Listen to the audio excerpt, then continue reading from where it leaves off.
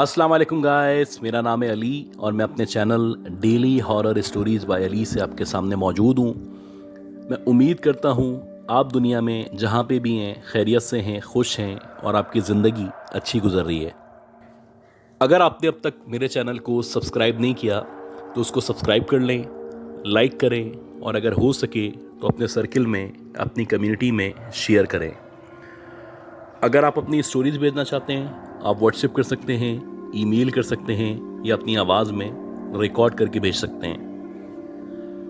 Guys, आज की जो स्टोरी है ये बहुत ही इंटरेस्टिंग स्टोरी है, बहुत ही वियर्ड स्टोरी है और बहुत मज़ेदार स्टोरी है। ये स्टोरी हमें मिस मारिया ने भेजी है और इससे पहले भी ये 2-3 स्टोरीज़ भेज चुकी हैं। तो मैं कोशिश करूँगा कि जिसकी स्टोरी है या जिन साहिबा या जिस फैमिली के साथ ये वाक़या पेश आए थे उनकी ज़बानी आपको बता सकूँ। मेरा नाम किरण है और मैं कराची के इलाके गुलिस्तान जौहर में रहा करती हूँ।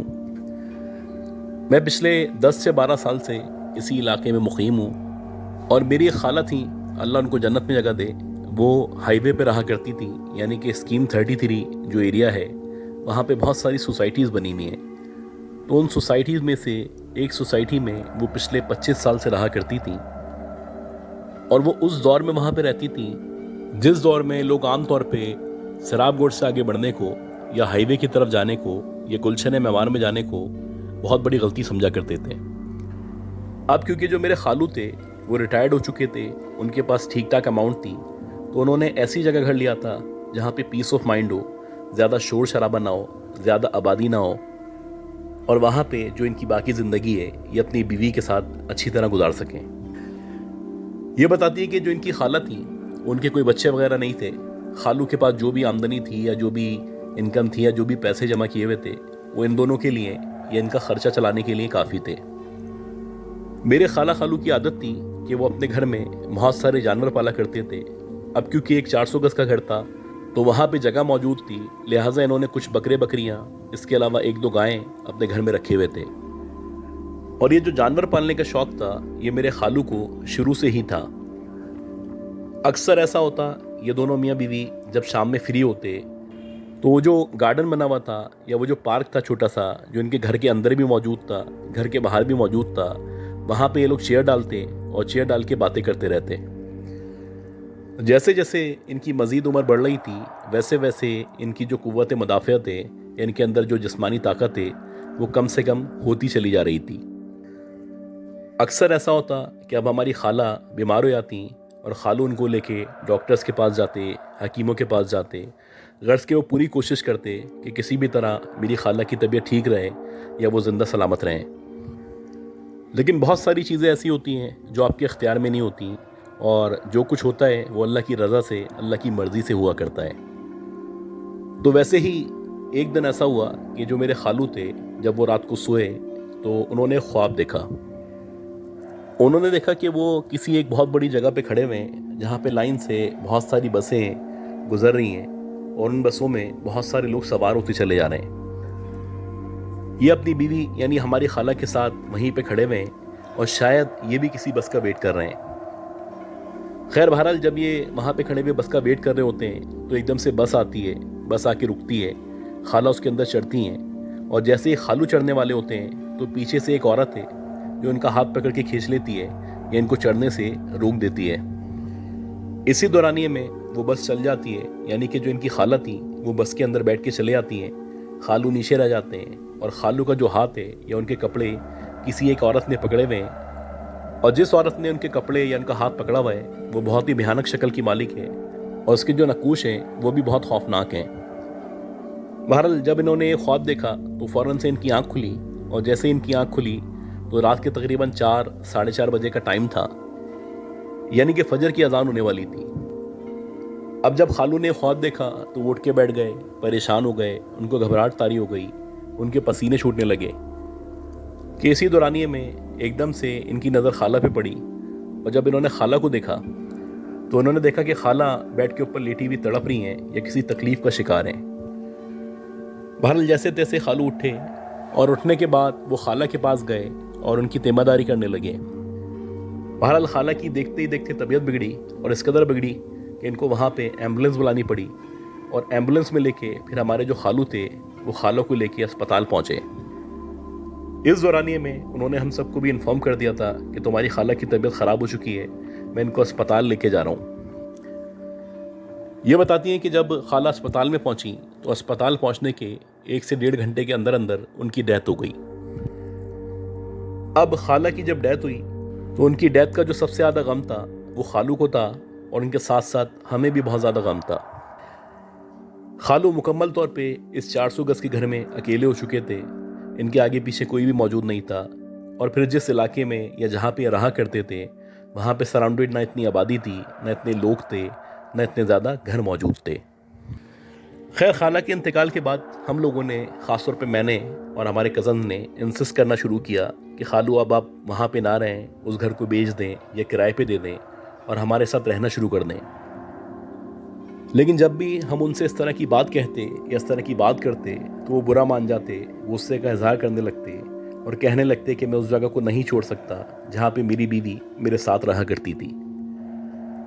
اس میں کوئی شک نہیں تھا کہ میرا خالہ خالو آپس میں ایک دوسرے سے بہت محبت کیا کرتے تھے، ایک دوسرے کا خیال کیا کرتے تھے، لیکن بہرحال اگر وہ وہاں پہ اکیلے رہتے یا وہاں پہ ٹائم سپینڈ کرتے تو ان کی جو زندگی تھی وہ بھی گریجولی کم ہو جاتی۔ اسی طرح جب بھی موقع ملتا ہم لوگ پوری کوشش کرتے کہ اپنے خالو کو کنونس کر سکیں۔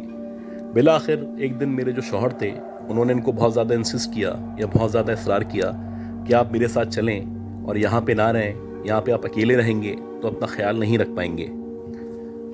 اب جب اتنا اصرار کیا تو میرے خالو نے حامی بڑھ لی، لیکن ان کے منہ سے ایک چیز نکلی۔ انہوں نے کہا کہ میں تمہارے ساتھ تو چلا جاؤں گا، لیکن یہاں پہ جو عورت آتی ہے یا جو لڑکی آتی ہے وہ مجھے نہیں چھوڑے گی۔ اب جب اپنے خالو کے منہ سے ہم نے یہ بات سنی یا اس طرح کے الفاظ سنے تو ہم بڑا پریشان ہو گئے اور ہم سوچنے لگے کہ کس لڑکی کی بات کر رہے ہیں، کس عورت کی بات کر رہے ہیں، کون ہے جو ان کو ڈراتا ہے یا دھمکاتا ہے۔ جب ہم نے ان سے پوچھنا شروع کیا تو وہ بہانے بنانے لگے۔ بہرحال جب زیادہ اصرار کیا تو انہوں نے بتایا کہ جس دن سے تمہاری خالہ کا انتقال ہوا ہے اس دن سے روزانہ رات کو 12-12:30 بجے کے ٹائم پہ ایک عورت یا لڑکی سیڑھیوں سے اترتی ہوئی نیچے کی طرف آتی ہے، اور نہ صرف نیچے کی طرف آتی ہے بلکہ نیچے آنے کے بعد بہت ساری چیزیں مجھ سے وہ بولتی ہے، بہت سارے کام وہ مجھ سے کرواتی ہے۔ اس کی بہت ہی خوفناک شکل ہے، بہت بھیانک شکل ہے۔ کبھی وہ مجھ سے بولتی ہے کہ یہ کرو، کبھی وہ مجھ سے بولتی ہے یہ کرو، کبھی وہ مجھ سے تلاوت سنتی ہے، کبھی مجھ سے بولتی ہے نعتیں لگاؤ۔ غرض کے بہت سارے کام ہیں جو مجھ سے کروایا کرتی ہے، اور مجھے کہتی ہے کہ اگر تم نے یہاں سے جانے کی کوشش کی یا کسی کو بتانے کی کوشش کی تو میں تمہیں نہیں چھوڑوں گی۔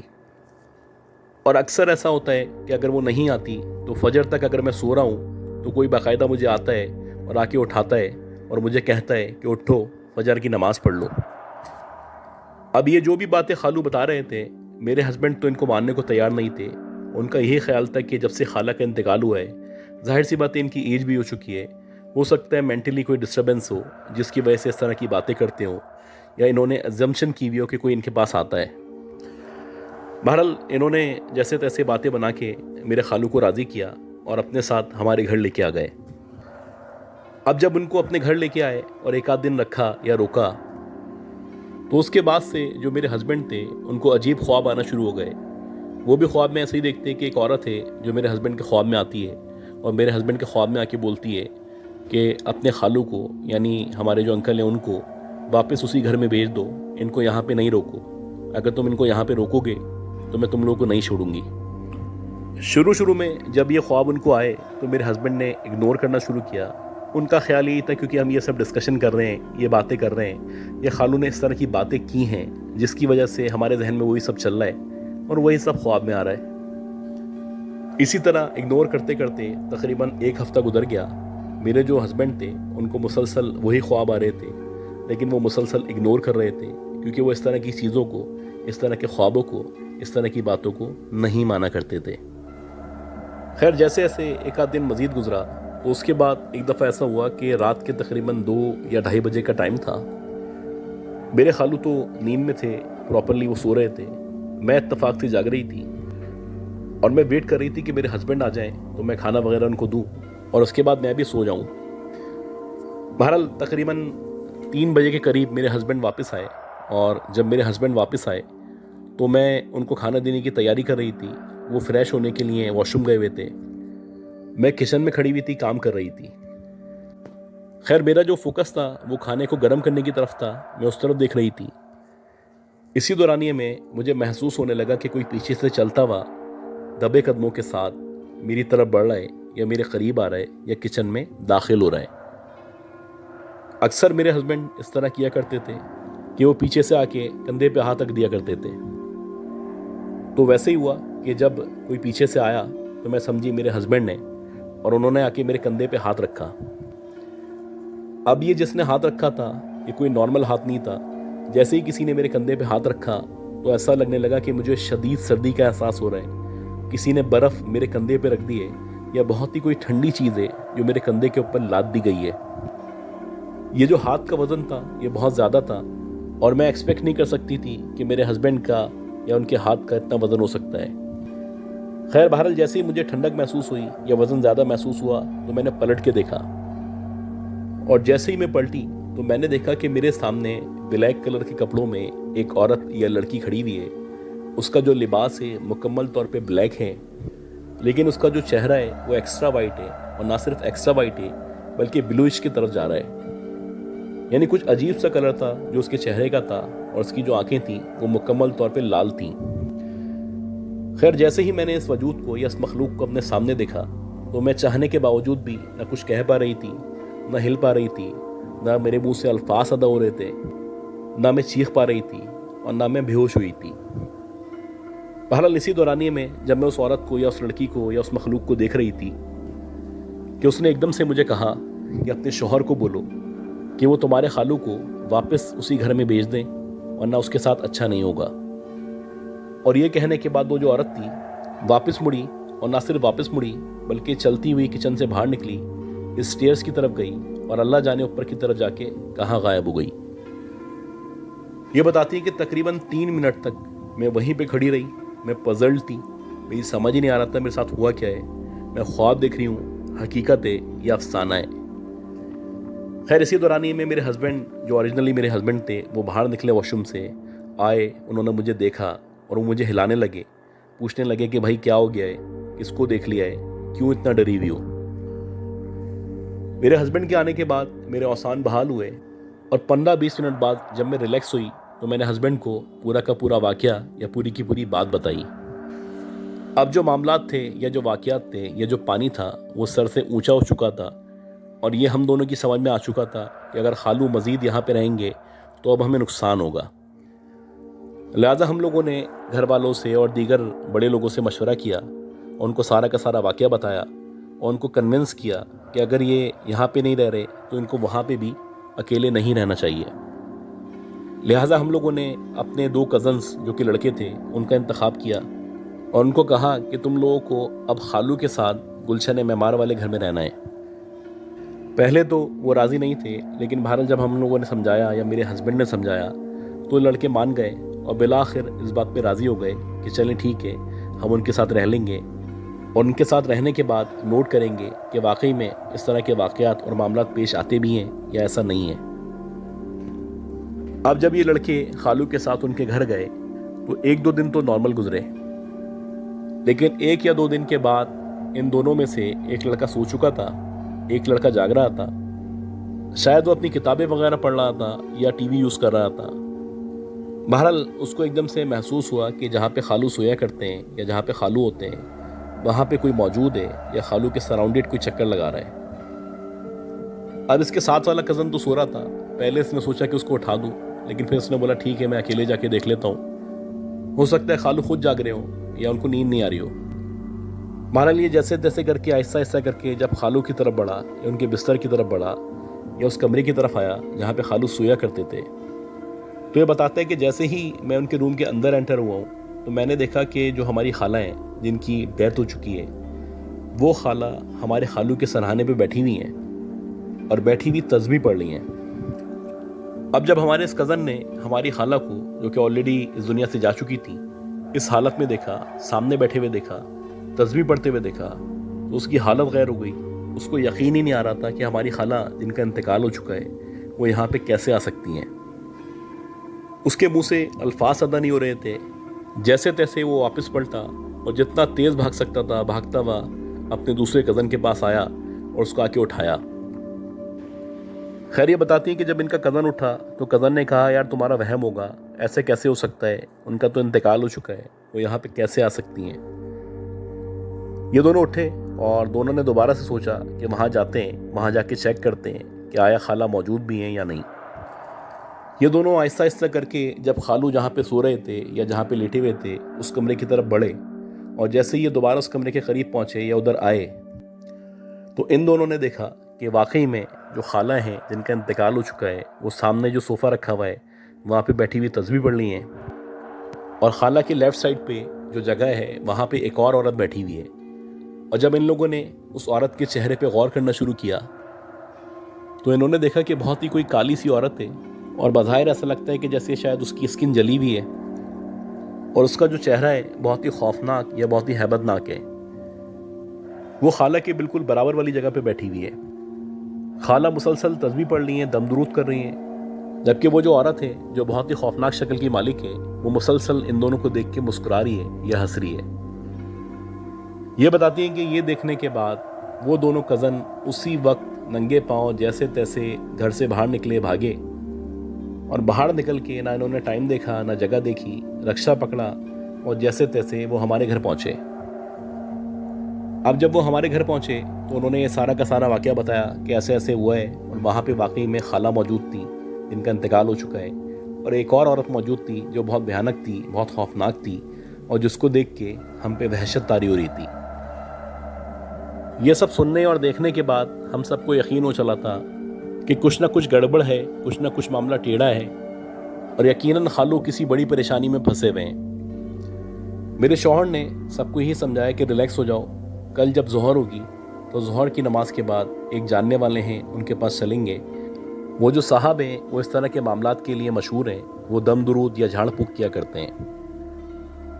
ये बताती हैं कि ये टाइम हमने गुजारा, और जब ज़ोहर की नमाज हुई, अज़ान हुई, तो नमाज़ पढ़ने के लिए लोग सारे के सारे चले गए, और नमाज़ पढ़ने के बाद वो जो इमाम साहब थे या वो जो मौलवी साहब थे या जो भी मौल्लिम थे, उनको लेके ये लोग सारे के सारे गुलशन मेमार में जहाँ हमारी खाला रहा करती थी या जहाँ हमारे खालू रहा करते हैं वहाँ पहुँचे। ये बताती हैं कि जब ये लोग वहाँ पे पहुँचे तो वहाँ पहुँचने के बाद जैसे ही ये घर के अंदर एंटर हुए तो इनको अंदाज़ा हुआ कि घर में कोई मौजूद नहीं है। लेकिन आहिस्ता आहिस्ता करके जब इन्होंने पूरा घर चेक करना शुरू किया तो खालू उसी कमरे में, जिस कमरे में रात को ये इन दोनों कज़न्स को नज़र आए थे, वहीं पे लेटे हुए हैं और उनकी आंखें बंद हैं। अब सब लोग यही समझे हो सकता है सो रहे हो या आंख लग गई हो। इन लोगों ने सलाम किया लेकिन उन्होंने कोई जवाब नहीं दिया। ये बताती है कि इसी तरह बारी बारी करके हमने उनको हिलाना शुरू किया, उठाना शुरू किया, लेकिन उसके बावजूद भी जो इनके खालू थे वो सो के नहीं उठे। और जब वो काफ़ी देर तक नहीं उठे या हिलाने पे उन्होंने कोई रिस्पॉन्स नहीं किया तो अल्टीमेटली इन लोगों को शक पैदा हुआ और इन्होंने एम्बुलेंस को कॉल किया। खैर बहरहाल जब एम्बुलेंस वाला आया तो जो एम्बुलेंस वाला था उसने देखते ही इन लोगों को बता दिया कि खालू का भी इंतकाल हो चुका है। फिर भी अपने दिल की तसल्ली के लिए ये लोग इनको अस्पताल लेके गए, और वहाँ जाके भी यही कन्फर्मेशन हुई कि खालू की भी डेथ हो चुकी है। ये बताती हैं कि ये जो घर था उसके बाद भी तकरीबन 10 से 12 साल तक मुकम्मल तौर पे खाली रहा, और वहाँ पे ना कोई आया ना कोई रहा। लेकिन इस दौरानिए में जो भी सराउंडेड एरिया था या जो भी सोसाइटी के और घर थे वो बने, और लोगों ने वहाँ पे रिहाइश इख्तियार की। अक्सर लोगों ने ये विटनेस किया कि रात के टाइम में घर की छत पे जो घर खाली था, यानी जो इनकी खाला का घर था, वहाँ पे अक्सर खालू नज़र आते हैं, अक्सर खाला नज़र आती हैं, और इनके साथ साथ वही औरत नज़र आती है जिसकी बहुत ही खौफनाक, बहुत ही भयानक शक्ल थी। ये बताती हैं कि पूरी ज़िंदगी अब तक ये मिस्ट्री सॉल्व नहीं हो सकी कि आखिर वो जो औरत नज़र आती थी वो कौन थी, उसका खालू से क्या ताल्लुक़ था, या वो खाला को कैसे जानती थी। गाइस उम्मीद करता हूँ ये जो स्टोरी मैंने शेयर की है ये स्टोरी आपको पसंद आई होगी। अगर आपको ये स्टोरी पसंद आई है तो प्लीज़ मेरे चैनल को लाइक करें, सब्सक्राइब करें, शेयर करें। दुआ करें कि अल्लाह ताला मुझे, हम सबको, हमारी फैमिली को सेहत दे, ज़िंदगी दे, सलामती दे। अगले अपलोड तक के लिए अपना ख्याल रखिएगा, दुआओं में याद रखिएगा। अल्लाह हाफ़िज़।